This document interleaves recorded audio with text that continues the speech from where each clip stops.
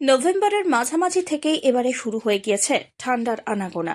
নির্মল শীতে কুয়াশার চাদরে ঢেকে রয়েছে আসমুদ্র হিমাচল।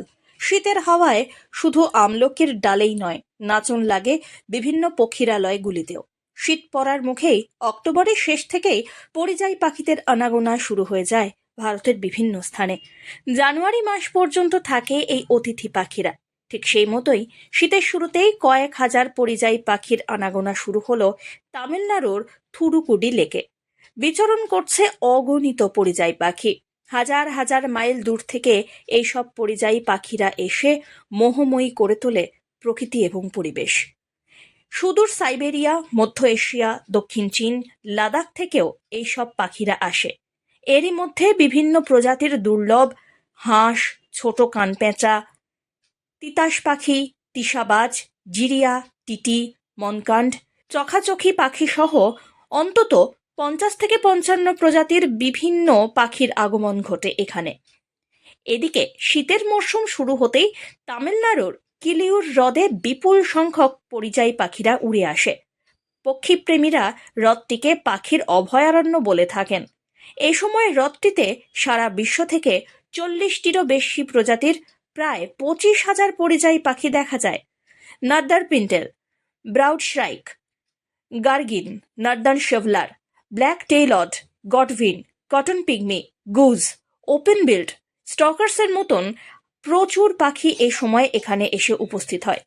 অনেকগুলি পরিযায়ী পাখি এশিয়া, ইউরোপীয় দেশগুলি থেকে উড়ে আসে।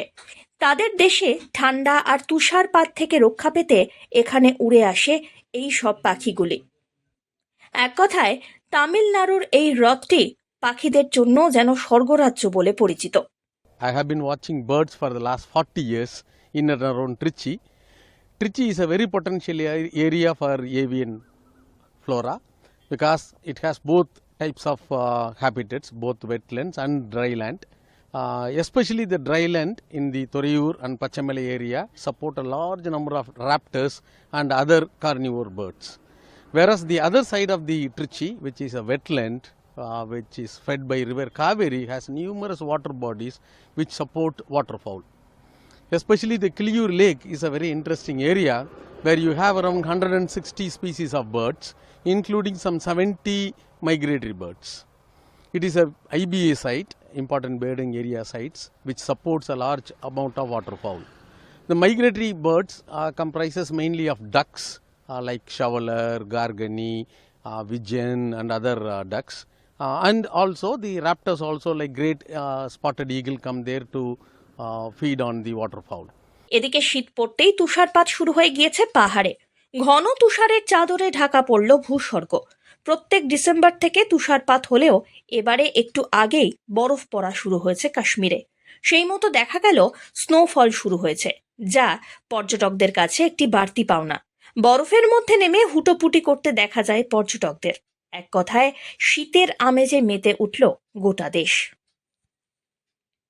Bureau report, one India Bangla.